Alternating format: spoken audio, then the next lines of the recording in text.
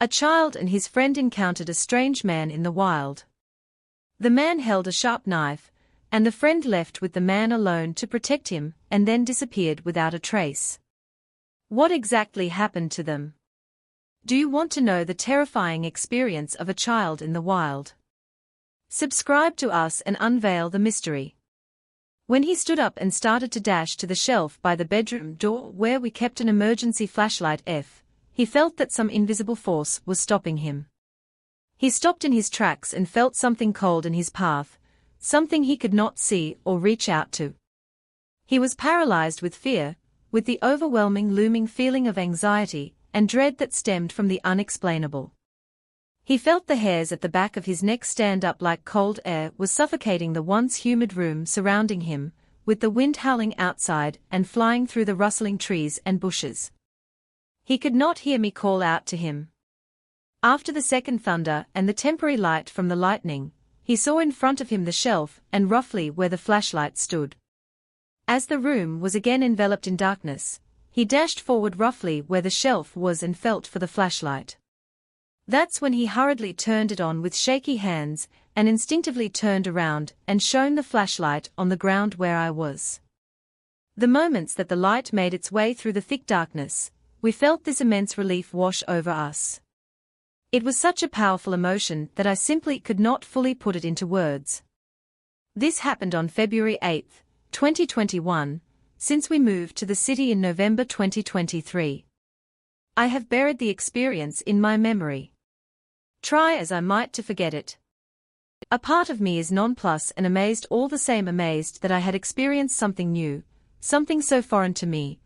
A powerful primal fear that I never thought I had inside me had awakened, and nothing in my past experiences after that event had ever awoken that ancient feeling inside me. The memory may just be a looming fog at the back of my mind, but what I felt is something that brims to the surface now and then, when my intuition tells me that something is not right. It might surface when my intuition is trying to convey something, but never quite as overwhelming as it was that day. Last week I woke up in the morning and settled in front of my desk to get a head start on work when my husband, whose desk is beside mine, said out of nowhere, "Today is the anniversary." I responded, "The anniversary of what?" Feeling confused used as I racked my brain for the answer.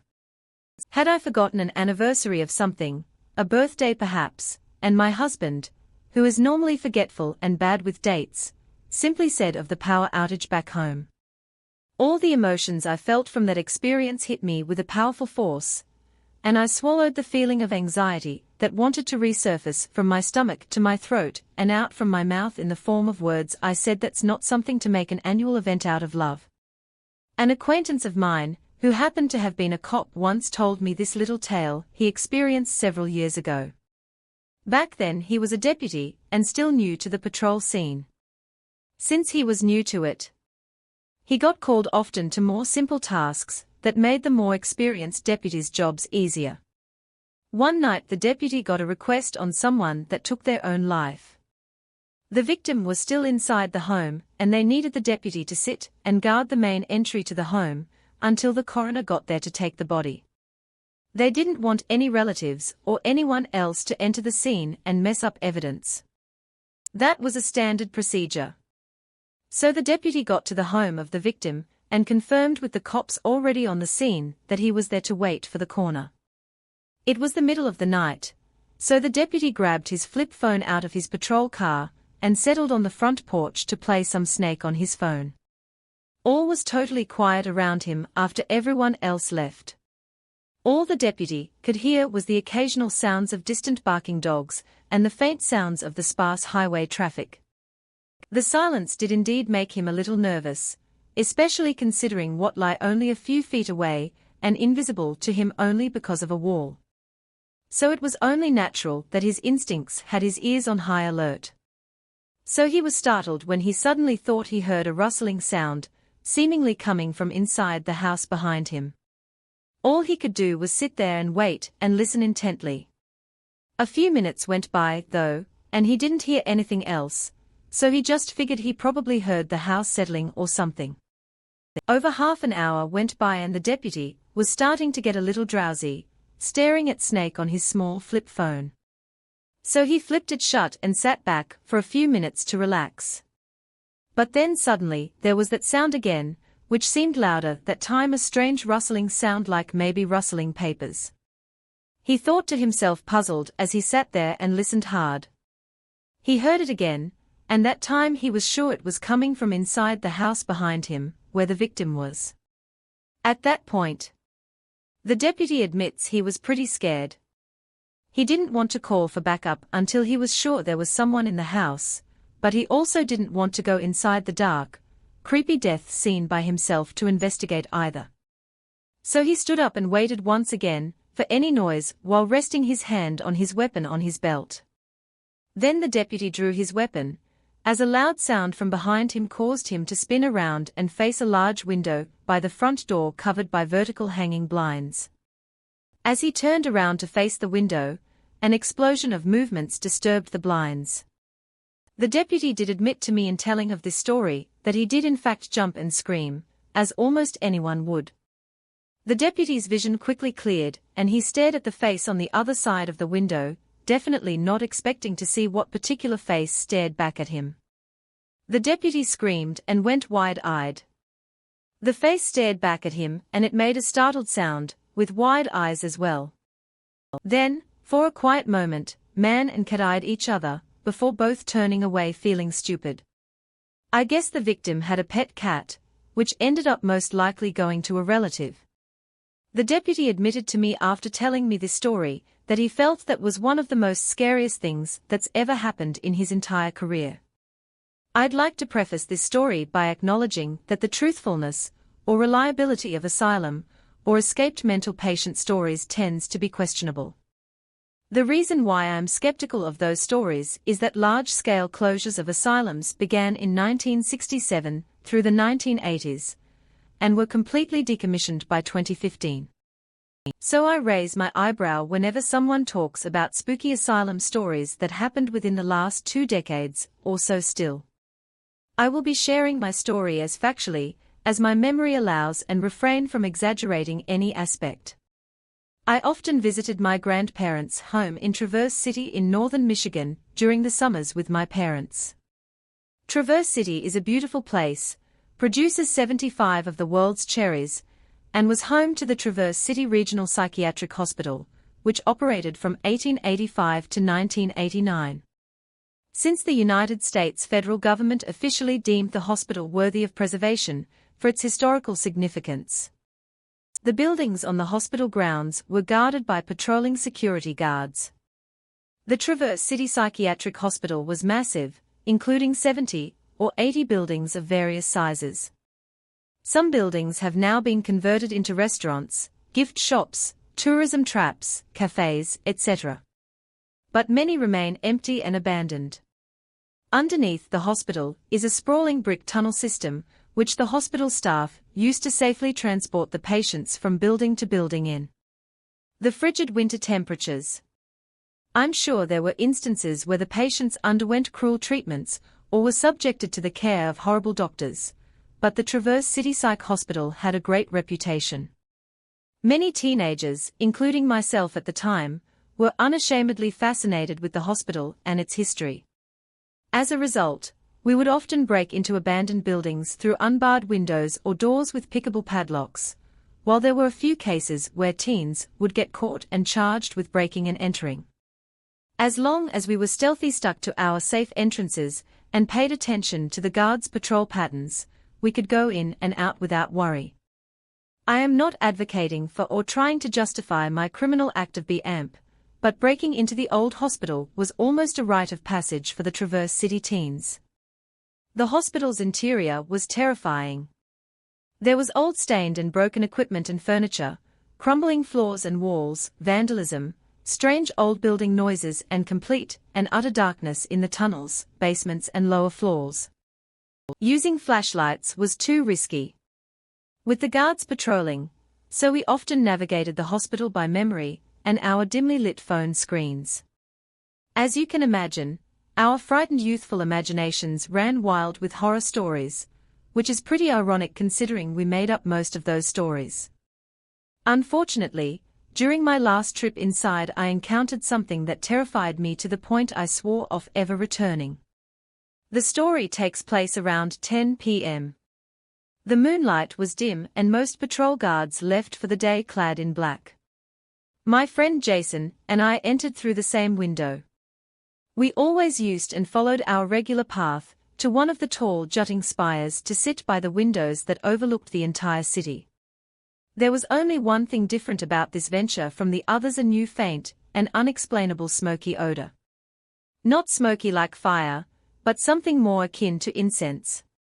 The smell was so faint we almost thought we were imagining it, but it grew stronger as we got closer to our destination. Rather than taking the stairs that led up to the spire, we followed the smell down to a different hallway until we reached a room with a deep red glow emanating from the doorway. Rather than doing the smart thing by leaving immediately, we couldn't resist the urge to walk closer and investigate. When we finally reached the room, I audibly gasped and felt Jason grip my wrist so hard his nails left marks on my skin. We found a large ring of red votive candles and burning incense circling a drawing of a pentagram with a sigil of Bamut. In the center of the drawing was a dead bloody bird surrounded by black feathers. Bear in mind that I was raised devoutly Catholic, so seeing this image filled me with a sense of fear stronger and more paralyzing than any ghost sighting ever could. Later on that night, Jason told me I immediately started mumbling prayers, but I personally don't remember doing that. I wouldn't be too terribly surprised, though, while the duration felt infinite.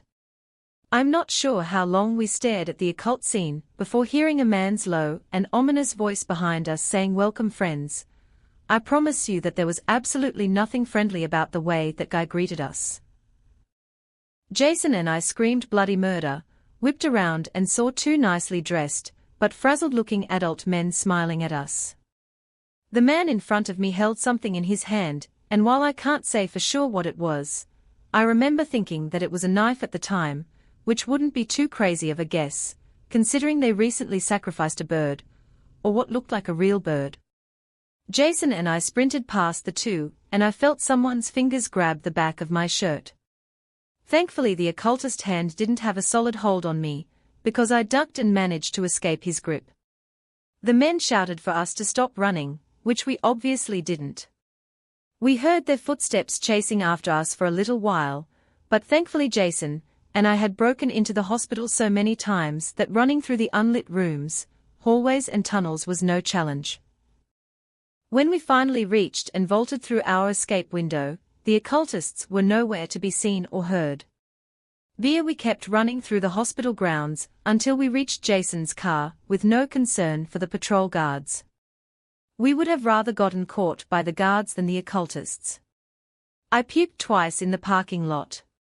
Whether the cause was fear sprinting non-stop for 1.5 miles, or a combination of both. I'm not sure what would have happened if the occultists caught us, but I know for sure they weren't going to crack open a beer and sing Kumbaya by the candlelight. I'm not familiar with cultic practices or satanic rituals, so I'm not sure what the men were trying to do or if they were summoning something. Jason and I never returned to the hospital during that summer or any of the following summers. While we aren't close now that we are adults, I know that horrifying experience will keep us cemented in each other's memories until we die. A couple of weeks ago I noticed a smell around mine and my neighbor's property. I had noticed their dog had been gone for a while, so I thought the dog had died and thought nothing of it. Really, a few more days go by. The smell is getting worse and worse. On the day I found him, I was outside chopping up tree branches from the past few storms, while my wife and son were playing in the backyard. The smell at this point had gotten so strong. My whole backyard smelled. You could even smell it. When you got in the car in our driveway, my 2-year-old son was even making faces of disgust. A friend of mine comes over and started looking for where the smell was coming from. He follows it to my neighbor's yard.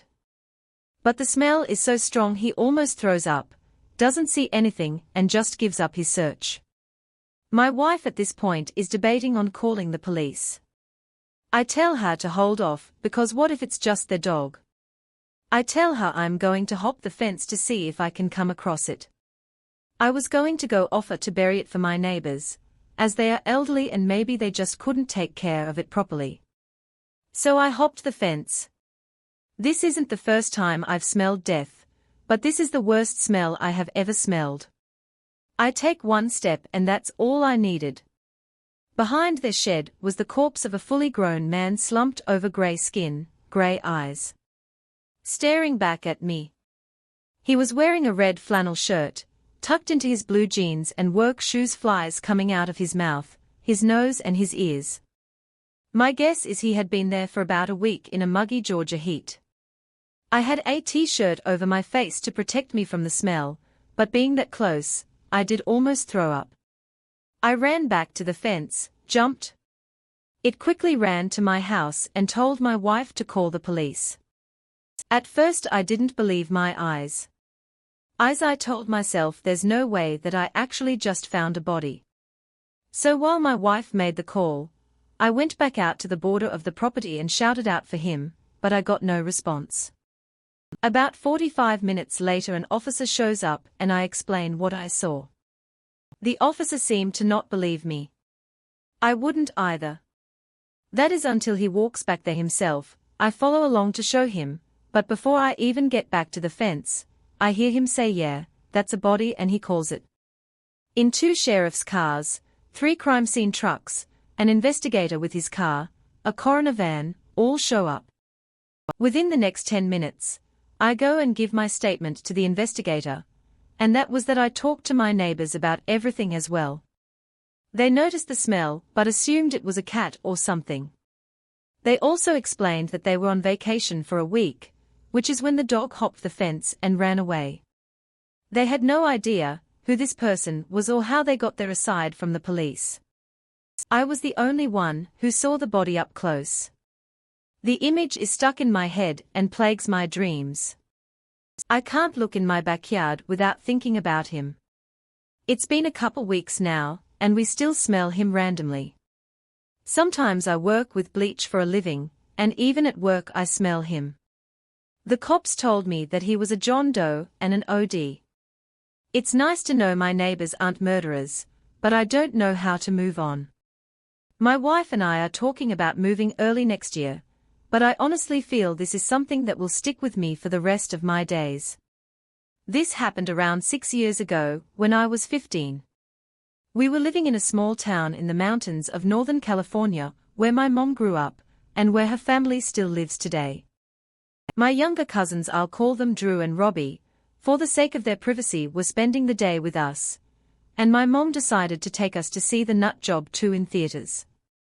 Drew and I, being several years older than Robbie, weren't totally crazy about seeing a kids' movie, but the buttered popcorn was enough to keep us happy. The movie ended around dinner time, and my mom offered to get fast food, since we were already in town and my aunt was due to pick up my cousins. An hour later, Robbie asked to go to Burger King, which wasn't my favorite. The food was all right, but I've always gotten an uncomfortable vibe from that place.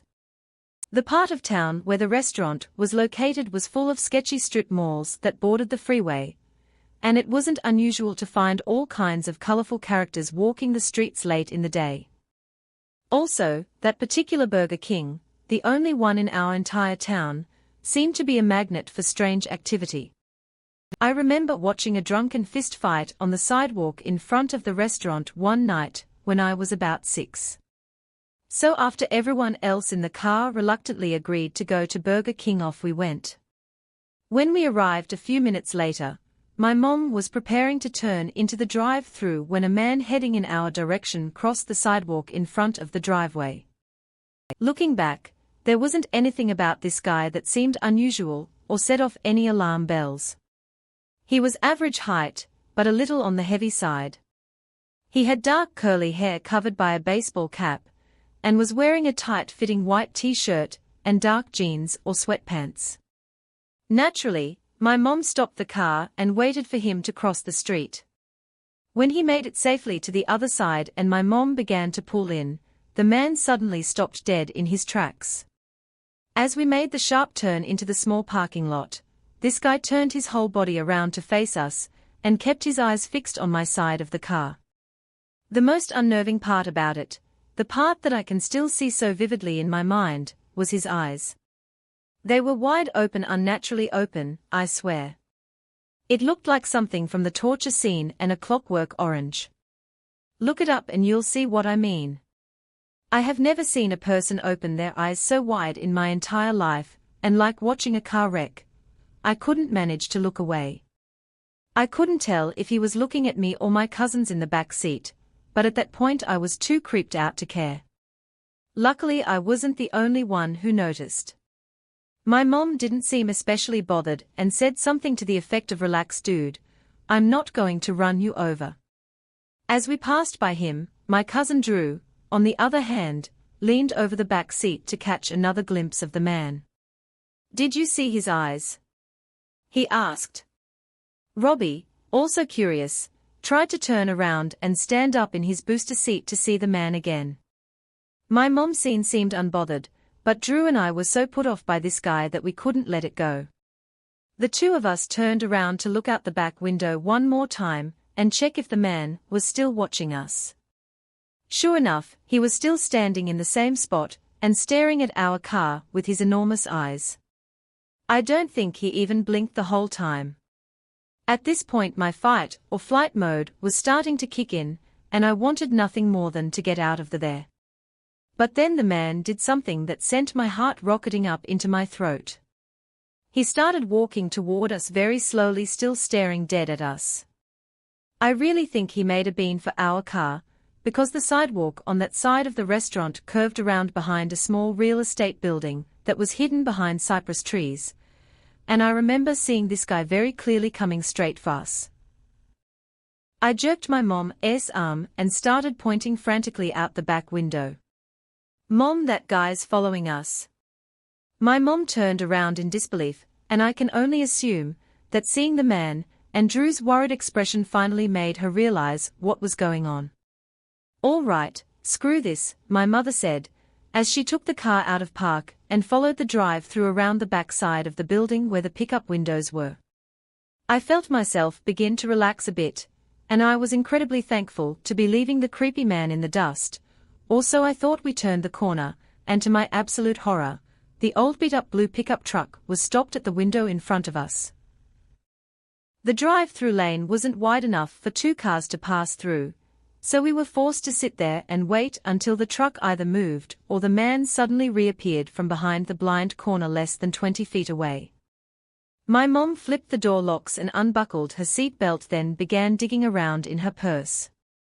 I knew what she was looking for. She and I had recently bought cans of pepper spray. At my father's insistence, in case of an emergency, I began to dig around for mine, but his luck would have it wasn't there. My family and I were big hikers, and at a minimum, I knew we usually kept a pocket knife in the glove compartment. I pulled open the drawer, but it wasn't there. It finally dawned on me that the only thing that could stop this man from getting to us, if that was his intention, was a glass window. Now this wasn't my proudest moment, but I kind of started having a freak out. Anyone who has ever felt truly scared or endangered knows the feeling of adrenaline rushing through their veins. Sometimes that fear gets the better of you, and you can't stop the emotions from spilling out. As I looked between the blue truck still parked in front of us and the back window of the car, I just remember saying softly, "I'm so scared." It wasn't panicked or tearful. It was just like my mouth said the first thing my brain was thinking. My mother whipped around and very angrily told me, "Lily, stop it. You're scaring Robbie."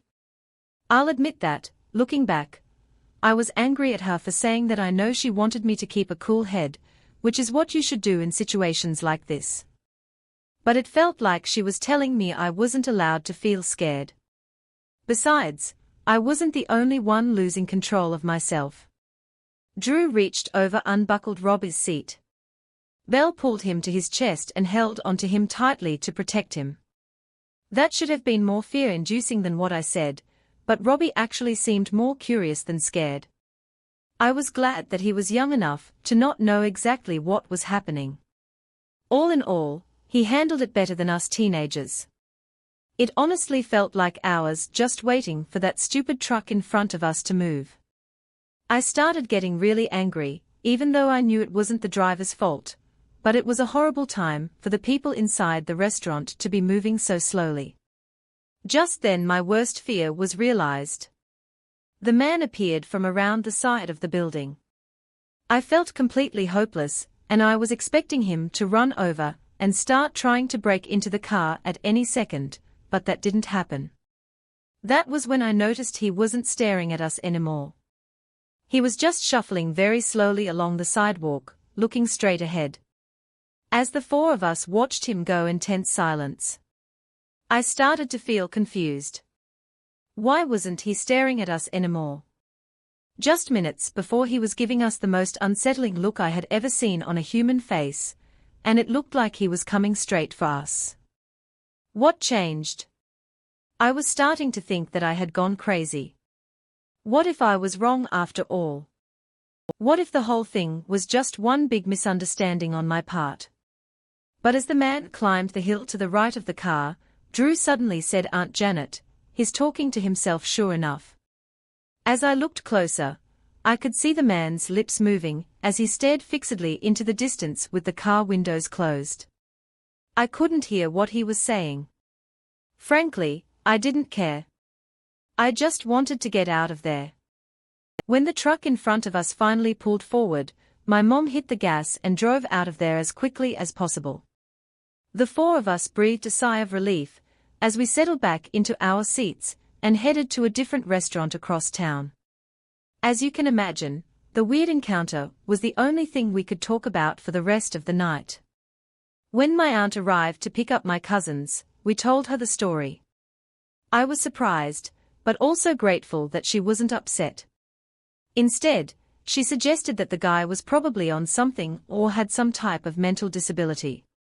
Her explanations seemed likely enough, and after about a week I passed off the incident as just another unhinged tweaker ruining our once safe, amicable small town. I had mostly put the issue to the back of my mind until a few weeks later, when my mom brought it up again one afternoon, as we were talking in the living room. She started telling me that she read an article online about a woman and her family who were possibly followed by traffickers in Oakland.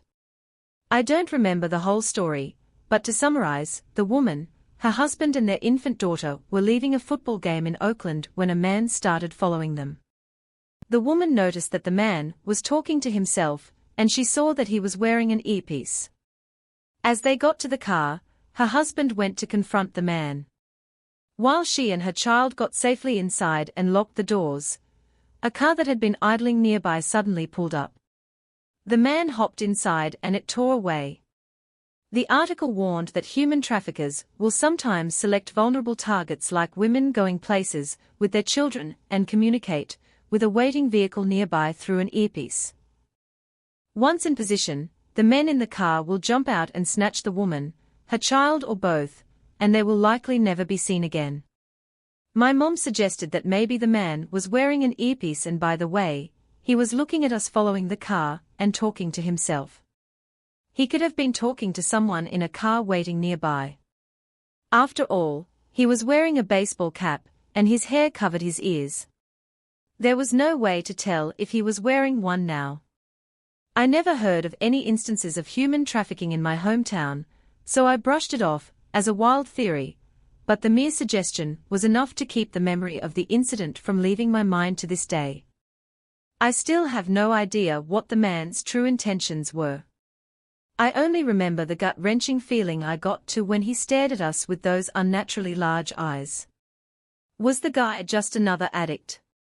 Was he in fact secretly communicating with someone waiting nearby? Was he just angry because he thought we were going to hit him with our car? I just can't seem to explain it, no matter how hard I try, and I know that I'll never get an answer. However, if the man was truly following us, I shudder to think about what could have happened if we had stopped at the menu board or had gotten out of the car and gone into the restaurant. Either way, the incident has taught me to always be aware of my surroundings, trust my instincts, try to keep calm when I feel in danger, and never go anywhere alone without my pocket knife and pepper spray. When I was 15, I stayed with my dad in Ohio for the summer. At the time, he was living in a finished basement apartment in the home of my much older sister, his daughter from a previous marriage. My sister Mel has a daughter close to my age named Caitlin, who was 14 at the time. A week or two into my stay, Caitlin and I were left home to watch her younger sisters Dani and Jamie, while Mel went into work her night shift at the bar. My dad normally went out to the bar himself for a few hours a night to catch the game and hang out with his friends, and this night was no different. We spent a few hours watching TV with the younger girls after dinner and finally sent them up to bed around 10:00. Caitlin and I were enjoying having the living room to ourselves and listening to the M CD that she had become pretty obsessed with over the last few weeks. Around 10:30, we were heating up something to eat when we heard a knock at the front door. For some context, my sister lived a few miles outside of a really small rural town, a good 30 minutes from the city. Her house was located on the side of an old low-traffic highway, where the homes had large spaces and small patches of woods in between, still close enough together that you could see your neighbors, but probably wouldn't cross paths with them the way you might in a regular suburban neighborhood. The road was dark with no street lights, so any light outside came exclusively from porch lights and nearby windows. This time of night, Caitlin looked at me clearly surprised to hear the door at all, let alone this late at night. They didn't really know anyone nearby, and everyone that lived there always used the back door that led into the driveway instead of the front that opened directly into the yard. The knock came again, a little harder and more insistent. What if it was the cops or something? I was the oldest, so I straightened up a little, saying I'll get it in the most confident voice I could manage. Caitlin followed me to the door, trailing a little behind. I hesitated for a moment before turning the deadbolt, then cautiously turned the handle to open the big wooden door wide enough to peer through the gap and through the screen door on the other side. Hey, I'm trying to get a hold of my friend to come pick me up, but my phone died. It's really hot out here. Could I maybe trouble you for some water, or something? Asked the boy standing on my sister's porch. He was about 18 or 19 from the look of him. He had a tall, but slender build and shaggy light blonde hair that hung into light blue eyes a little as he talked. He was wearing a black t-shirt and jeans and had clearly been sweating a bit from the July heat that still hung heavy long after the sun had gone down. I paused, glancing behind me at Caitlin. She nodded and headed back to the kitchen to grab a glass of water for the guy. While I stayed at the door, my anxiety about this guy was slowly fading, but enough held out that I decided to stay in my current position instead of opening the door anymore. So where are you coming from? I asked, making small talk, as I listened to the sounds of Caitlin running the tap in the next room. The boy jabbed a thumb behind him down the highway leading to a town. As he explained that way, my friend is supposed to pick me up, but I decided to just start walking that direction until he comes along. I nodded, feeling Caitlin's presence come back behind me as she approached with a glass of water for the stranger. She flipped the latch on the screen door and held the water out, this time leaving the screen door unlatched as it slowly creaked closed behind her retreating hand. The boy took the glass and gulped the water down, quickly wiping his mouth off on his arm. As he took the cup down from his mouth, I noticed his face was covered in acne scars. "Do you think I could use your phone?" he asked next, offering a sheepish smile. "Sure," Caitlin piped up before I could answer. "I'll go get it." "Can I just come in?" the boy asked, something nagged at me. As I watched him shuffle a few inches closer to the screen door and start to pull it back. Instinctively, I slid my right foot up next to the bottom edge of the front door, where I was still holding it partially closed.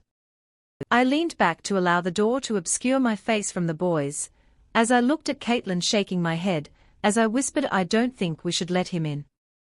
She gave me an annoyed look, as though not understanding why I took issue with allowing a teenage boy inside. It was exciting and new, and I was clearly ruining the only interesting thing to happen to us so far. I raised my eyebrows in a silent plea, and she turned back to the door to address the boy. "We can't let you in, sorry," she said, genuinely meaning it. "Why not? Are your parents home, or something?" the boy asked. He didn't sound like the thought made him nervous, and the itchy feeling that had begun to creep through my body grew more persistent. "Yeah, my dad is downstairs," I said a little too quickly. I saw a spark hit his eyes as soon as the words left my mouth. He recognized the anxiety in my voice, and I watched the shift in his expression as he saw through my life. "I'll be quick," he insisted. "I really need to get a hold of my friend to find out where he is. He should have been here by now."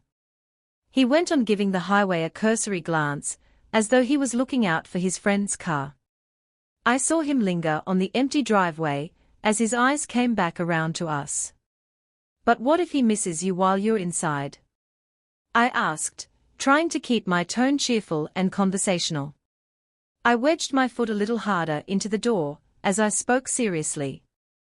"My dad will kill us if we let you in." A slow smile began to spread across his scarred face. The boy took a slow step forward, silently closing the gap between the screen door and the crack that I had left open. We were now only a few inches apart, the threshold of the door the only thing left between us.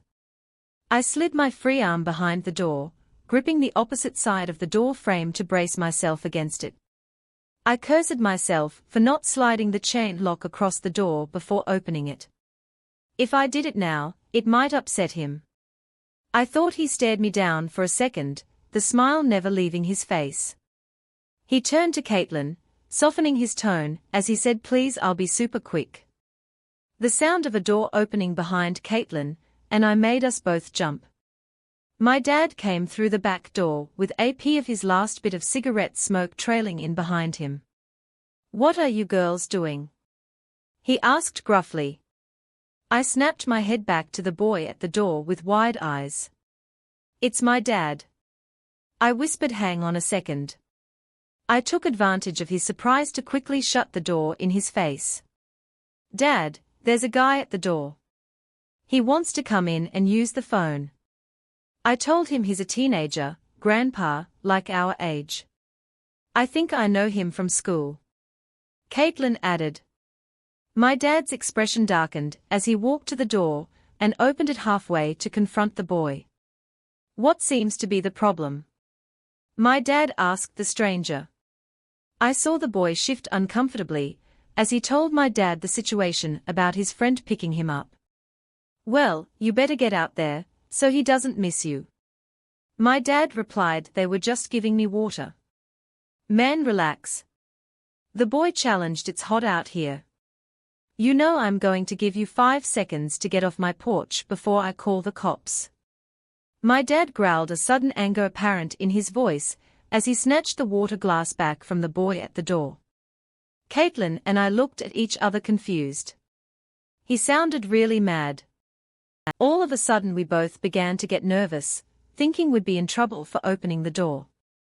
I watched through a gap between my dad's body and the door frame as the boy composed himself, gave him a menacing smile, and slowly backed off the porch, disappearing as he walked back out into the dark yard toward the road without another word. My dad slammed the door shut and chain-locked it, whirling around to face us. "What is the matter with you two? Why would you open the door to a stranger like that when no one's home? How stupid can you be?" he yelled angrily. "Grandpa, what's the big deal? I told you I know him from school. Why would you yell at him like that?" Caitlin whined. My dad sighed and sat down at the table. He looked back and forth between us as he gathered himself, calming his voice back down to a normal level. While he shakily explained, "Girls," he began, "I'd be willing to bet you money that there was never any friend coming to get that guy. There's a place a ways down the road where bad people go. It's like a mental health place, but for criminals. He was probably from there. Why would you assume that? Caitlin asked, clearly upset at the insinuation. I told you I know him from school. Maybe you do. My dad replied, but there was something off about that kid. He softened his voice as he went on. Didn't you notice he wasn't wearing any shoes? He had hospital socks on. There is a small town not far from me that has a nice little downtown area, with a few blocks of shops and restaurants. I love coming to this area on my own, since it has some different kinds of boutiques and restaurants, where I would shop, grab some lunch, or a drink by myself, and just enjoy my own company. The area does not seem sketchy to me, but I always hear my Italian grandma's voice in the back of my head saying you be careful walking alone.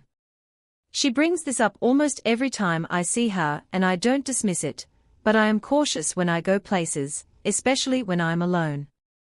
Once I found out there was a little hole-in-the-wall hair salon on Main Street. I made it a point to go there as my go-to hair place. The salon was trendy, with an antique vibe. It was a narrow, old-looking hallway with a section to the left of 4 to 5 hair stations, and then further down was the register counter near a back door to a parking lot area. My appointment was one of their last times available, and the girls that worked in the salon seemed very new and took their time with every process. I don't mind them being careful with what they were doing, but they seemed to always have to walk away for a period of time from the chair to go get something from the storage room, which was down some stairs, and that was a big meeting place to talk together. While I was sitting in the salon, I could hear a little commotion going on outside along the street, like there was someone making a case to ask for money from people walking by. There was something unsettling about this, since every now and then I would hear a loud yip, or bark noise, that seemed to be getting closer to the open door of the salon to the main street. I kept staring at the doorway and the window of the salon as I waited for my girl to come back. The people that walked by seemed to have such puzzled, horrified looks on their faces, and almost broke their necks to turn back around to stare at something behind them again, which was out of sight. I would hear the odd yip noise every now and then, but it seemed like it tapered off as the main street started to clear out. I brought it to the stylist's attention when they returned by asking what did they think was going on out there. They seemed to brush it off with an uneasy giggle. Oh, it's fine, probably just Fredo, with a giggle and a glance at her other co-workers. I usually would not feel anxious, but it was visibly getting darker out and the main street was starting to clear out. I had a walk back to my car a while later. I was feeling good, about ready to leave the salon. I tipped my stylist and she told me she would meet me at the back register to pay for my service. I got up, walked down a short hallway, and quickly made a turn to run to the bathroom, before I had to pay my bill and go home, as I came out of the nook from the restrooms. I turned to my left to call out to my stylist that I was ready to check out, but when I walked out into the hallway, I was met with someone dressed in raggedy brown and black clothes standing in the hallway where I had to leave through. The person stopped in their tracks. The person had a pungent urine smell, and not only were they raggedy, but they were wearing something over their head that looked like a mask or a headpiece. The person standing in the hall was wearing a full-on botched taxidermy head and neck piece of a wolf or coyote with wild glass eyes and a snarling, smiling mouth, which looked like it was plastered onto some papier-mâché helmet, which this person was wearing for God knows what reason. We both stopped in our tracks when we saw each other, but the man and the wolf had started to slowly inch towards me and the back door. I have no idea what this man's intentions were, but my heart sank when I saw him walk closer to me and the door.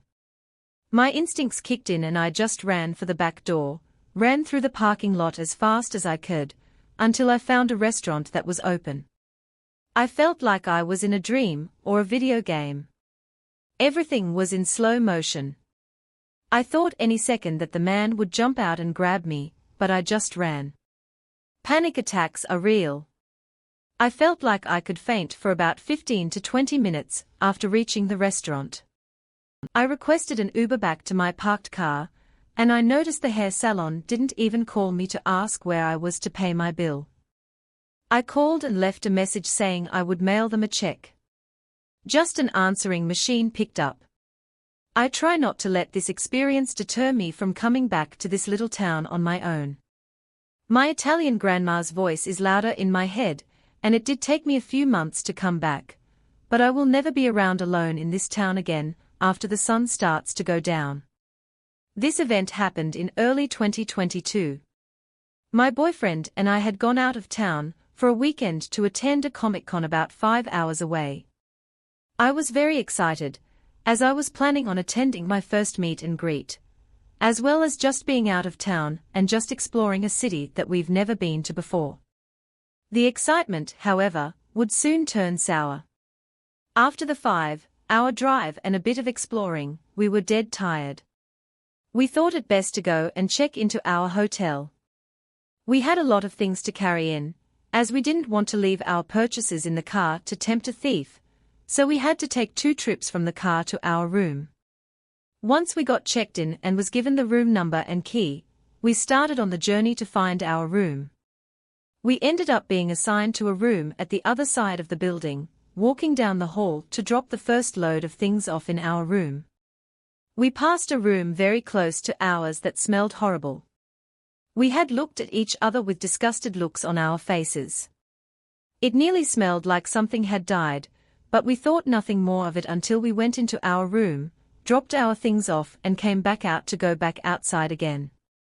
This room was fairly close to ours, only about 4 doors down, so we didn't have to go very far before we started to hear screaming. The voice sounded young, like a kid. At first we thought it was just maybe an unruly kid throwing a fit, but then we began to understand the words being shrieked. "Get away from me." Okay, this amped up the worry scale quite a bit. It could still be a kid throwing a fit, right then the blood-curdling scream, the terrible, awful scream that still sends chills through my body to this day. The scream that stopped both of us in our tracks right outside of their door. We looked at each other, terror gripping us. After hearing so many horror stories about trafficking, I automatically thought the worst. At that moment, we didn't quite know what to do: knock on the door and risk getting hurt, call the police, or just alert the front desk. My boyfriend automatically cut down the first idea. There was no way he would put me in danger like that, or let me put myself in that scenario. We had also left our phones in our room. Stupid move, I know, but we were just going to the car and coming right back, so we were stuck with the third option, alerting the front desk. Now normally I have bad anxiety and can barely talk to strangers, but I went straight to the front desk manager, while my boyfriend got the rest of our things from the car. I let her know everything we noticed, everything we heard, and how concerned we were. She asked what room number this was. When I told her the number, she seemed to hesitate. I could tell she was about to say something that was going to further my unease. I was right. She told me that it was the same people that had been staying there for quite a while, almost a month.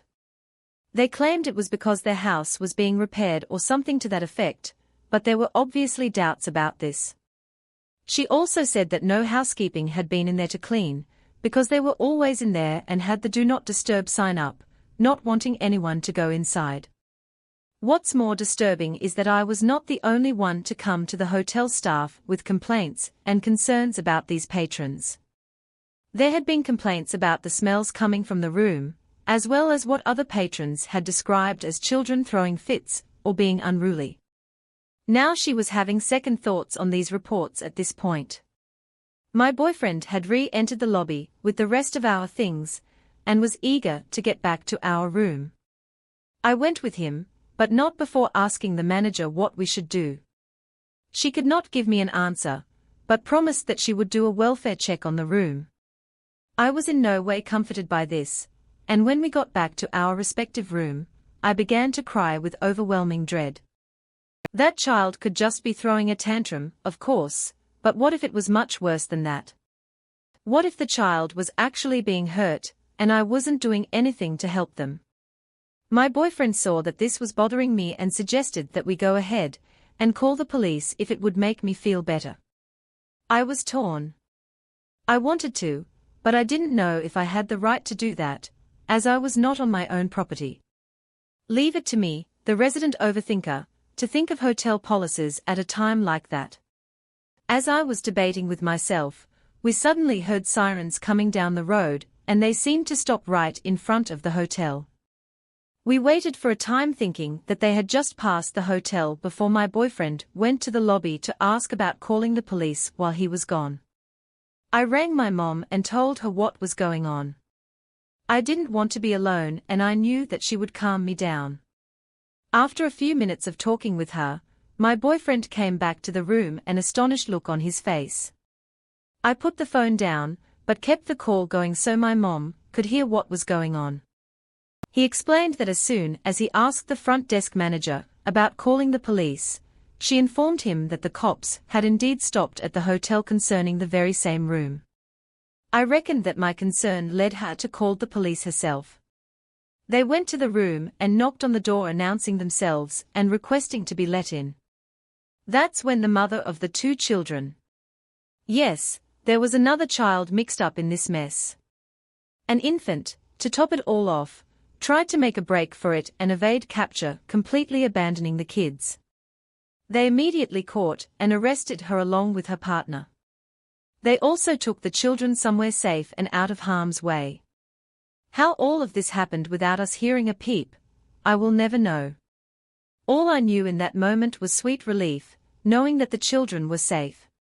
It turns out that the town we were in was inundated with child trafficking cases at the time. Unbeknownst to us, we were just there for a Comic-Con.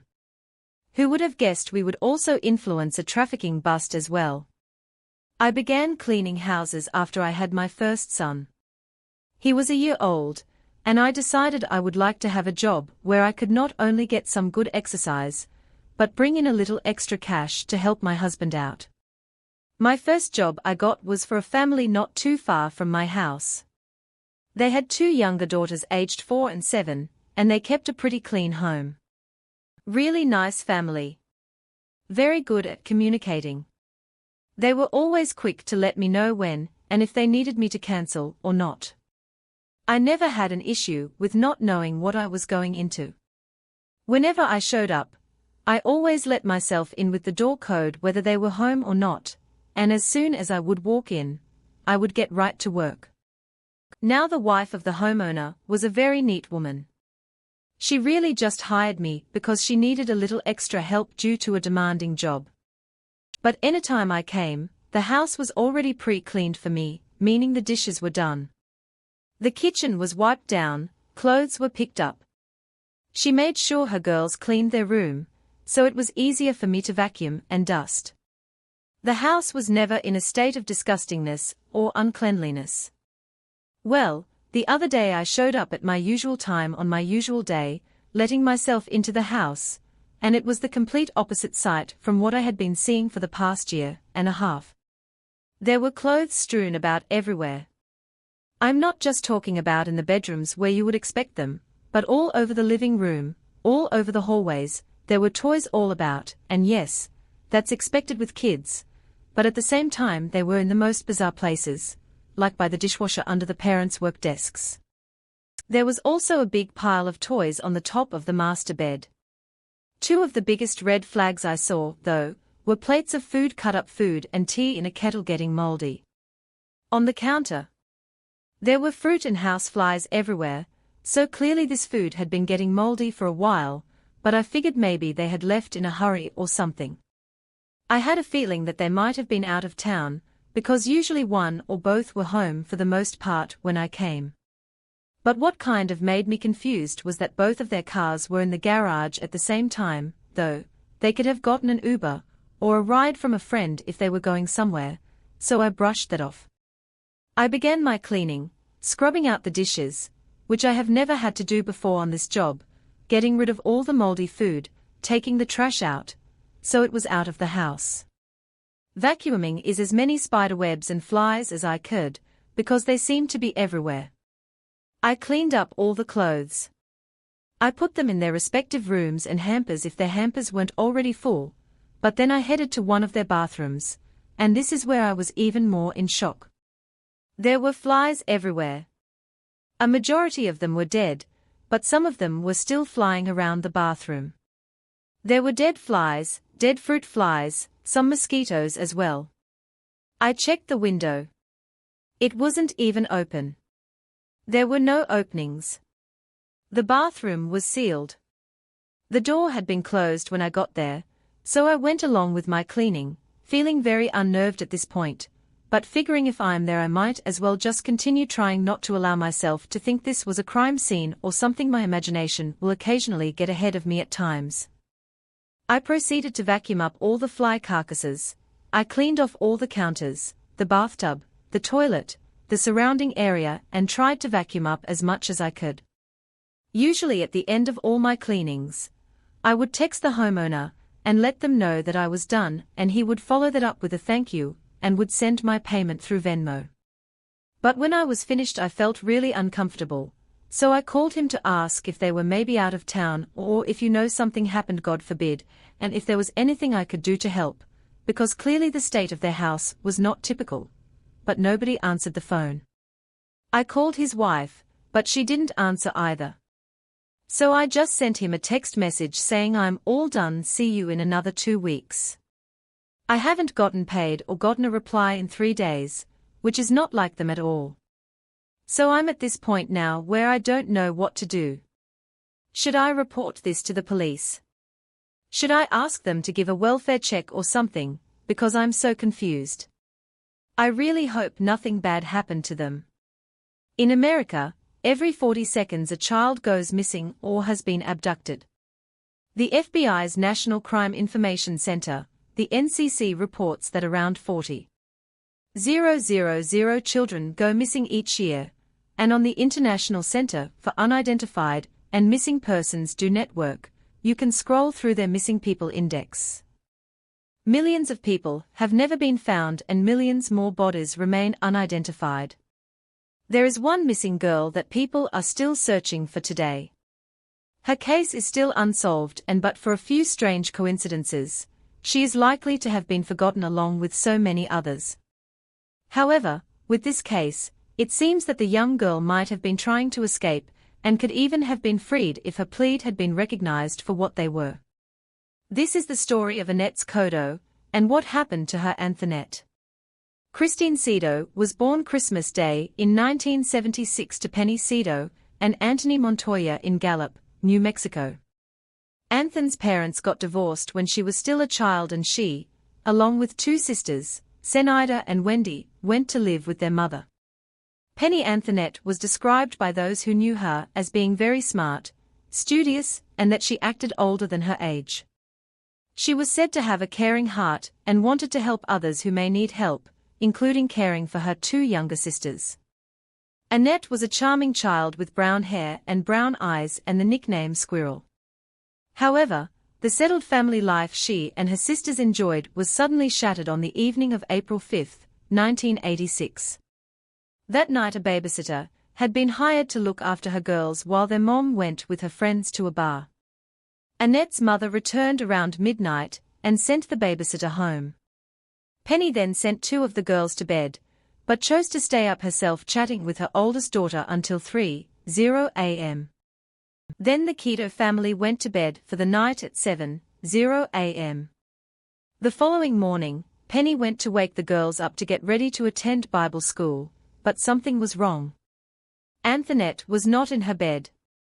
Penny searched the entire house and could not find Anthonette. Penny started to head outside to see if her daughter was out or at neighbor's house. She noticed something strange. However, Penny noticed the front door was not locked and the screen door was also unlocked. The door to the Cedo home had a screen door that had to be opened if someone wanted to knock on the front door. Penny was a bit confused, because she knew she locked both doors that night, but headed outside to search for her missing girl. The whole neighborhood then joined the search for Anthonette, but she was just gone. This was when Penny called the police to report her missing daughter. Unfortunately, the police said that she hadn't been missing long enough to warrant a police report, and Penny needed to wait long enough to confirm that she was truly missing.丨mentioned that someone knocked on their door, and Anthonette had gone to see who it was. That was the last she knew of Annette's whereabouts. The police considered the case an abduction, and called the FBI to help them search. Annette's mom was given 2 polygraph tests, and is reported to have failed the second test taken by the FBI. Statistically, children are often abducted by someone they know and trust. Yet after questioning the whole family, none knew any information that would help find Anthonette. A neighbor told police she saw a brown truck outside their home around 6:30 a.m. But it was typical for many people to come out of the Kodos home, and they didn't think anything of it. With no evidence to go on and despite the best efforts of law enforcement and the neighbors, the case went cold. That was until 1 year after she went missing. A call came through to 911. The 911 operator heard a young girl's voice on the phone, which said, "I am Anthonette Cedo, and I'm in Albuquerque." The 911 operator asked where she was in Albuquerque, but the voice never got to answer. A man was heard in the background asking who said you could use the phone, and terrified screaming was heard before the line abruptly disconnected. The 40-second-long call was too short for police to trace it, but Penny insisted it was her daughter's voice, because she said she could recognize the screams and how she pronounced her last name. However, the girl on the phone said she was in Albuquerque, but she couldn't have been. If she had dialed 911 in Albuquerque, she would have been connected to the 911 operator in Albuquerque, not the operator in Gallup. Was it a hoax or was it a clue? Did Anthonette believe she was in Albuquerque, when in reality, she had been nearby this whole time? Again, the case went cold until 1991, 6 years after Anthonette had gone missing. Then in Carson City, Nevada, an unkempt couple and a teenage girl stopped to eat at a restaurant. The waitress said that the girl kept pushing her fork off the table when the waitress was near, and would squeeze the waitress's hand every time she put with the fork back. The waitress found a napkin under the girl's plate with "Help me" and "Call police" written on it, but by the time the napkin was found, the girl was gone. When the waitress was questioned, she noted that the girl resembled Anthonette. Could this be the second time Anthonette had tried to escape her captors? Terrifyingly, they would have held her against her will for years. By this point and after this last contact, she was never heard from again. However, the clues were mounting. 5 years after Annette went missing, her sister Wendy said she knew something about the night her sister was taken. Wendy, now 10 years old, told police there was a knock on the door, and Anthonette followed by. Wendy went to the door to see who was there. Wendy said that Anthonette asked who's there, and that she heard someone outside say Uncle Joe. She saw Anthonette open the door only to be snatched by 2 men. She told police that Anthonette was carried into a brown van, with the girl kicking and screaming. It had been a brown van that the neighbor had seen outside the house on the night of the kidnapping. When asked why she went back to bed after that and did not tell the police at the beginning, Wendy told the officers that she was scared and that she would get in trouble if she said anything. Wendy thought that the police or her mom would not believe her because she was a little kid. The girls did have an uncle named Joe who was questioned, but he had an alibi and a witness who was with him the whole night. It was certain that he did not take Anthonette. Anthon wouldn't have opened the door or answered unless it was someone she knew or thought she knew. The abductors may have known enough about the family to know that there was a real Uncle Joe. Aside from the 2 strange attempts to make contact, there was nothing to go on. In the years since Anthon's disappearance, however, there have been many theories as to what happened to her. One such theory is that a member of her own family abducted Anthonette. Her mother and sister said that she would never open the door unless it was someone she trusted. All family members were questioned, but were ruled out by the police and the FBI. It is also possible that Penny knew more about that night than she said. The failed polygraph is always mentioned. The police and people familiar with the case strongly believe that Penny knew what happened to her daughter. Penny K. Adito died in 1999, however, and whatever she knew was taken with her to the grave. Perhaps Wendy Lee died when she was 10 years old. Many web sleuths believe that if Wendy saw her sister get kidnapped, she would not have gone back to bed. A 5-year-old child would have said something, not hide it, if Anthonette were carried from the house screaming and fighting her sisters, or at least her mother would have woken up. The police based their investigation on what Wendy said after she came forward. It is also possible that a stranger abducted Anthonette, plucking her out of the night. Joe is a common name, and when a child asks who is there, saying uncle would make her open the door. People believe the kidnappers made up a name on the spot, not knowing the girls had an uncle, Joe. The chance that a kidnapper would use a name that Anthonette recognized is unlikely. Finally, there is the theory that Anthonette was taken because someone in the Keto family was in the drug trade. It was believed that she was either killed as a threat to the family, or she was sold to someone who bought the girl for trafficking. However, there was no proof that anyone in the Kodo family was involved in the drug trade. Annette's story is known by millions, thanks to her story being featured in an episode of the show Unsolved Mysteries in 1992. The FBI has, however, closed her case because she was likely dead.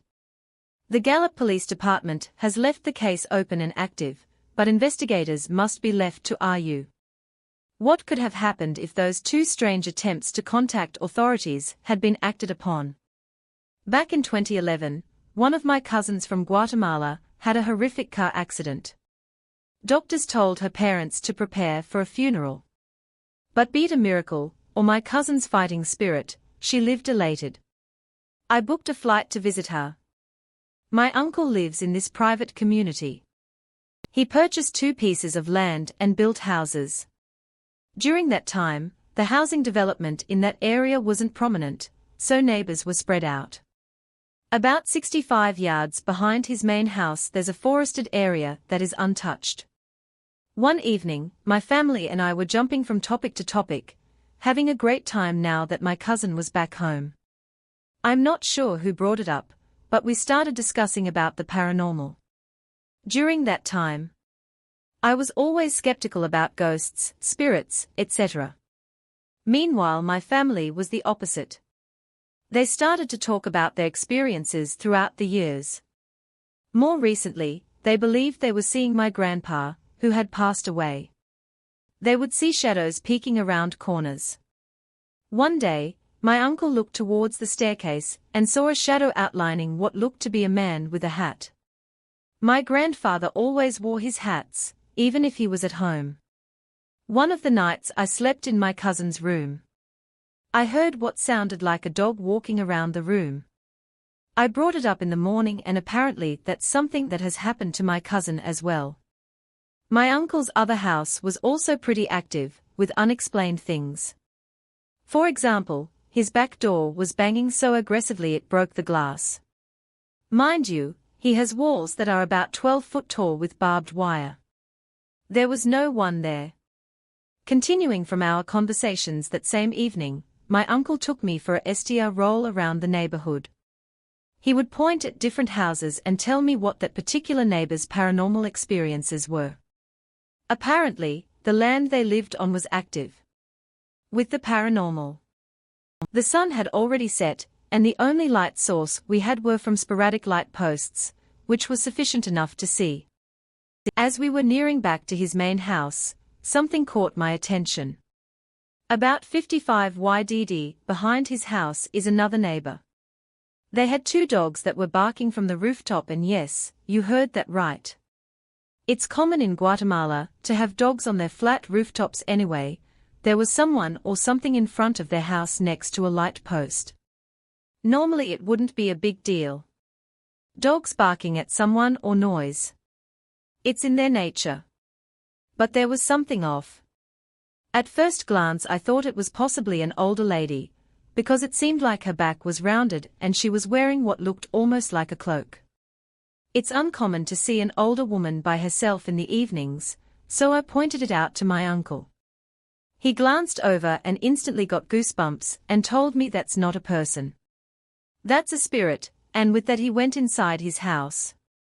Curious and still being a skeptic, I lingered outside studying this person or thing or whatever it was, even though it was right next to the light post. I could not make out any details. It was just this bulky black entity. Then it started to move very slightly to its left. It wasn't one swift motion, almost like gliding. Then it started to turn almost translucent. I rubbed my eyes thinking maybe I stared for too long and was causing irritation. I focused my gaze back at this thing and it was still translucent. It started moving again in that slow gliding rhythm.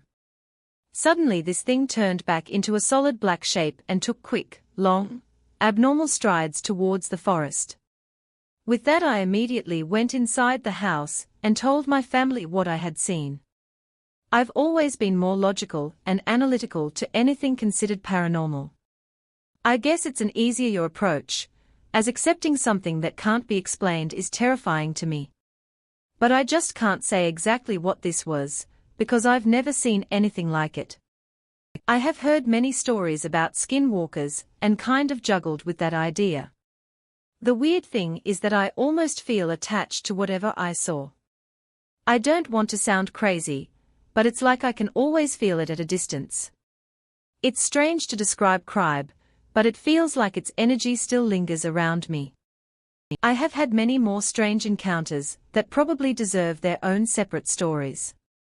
This is the first time I have posted a story anywhere.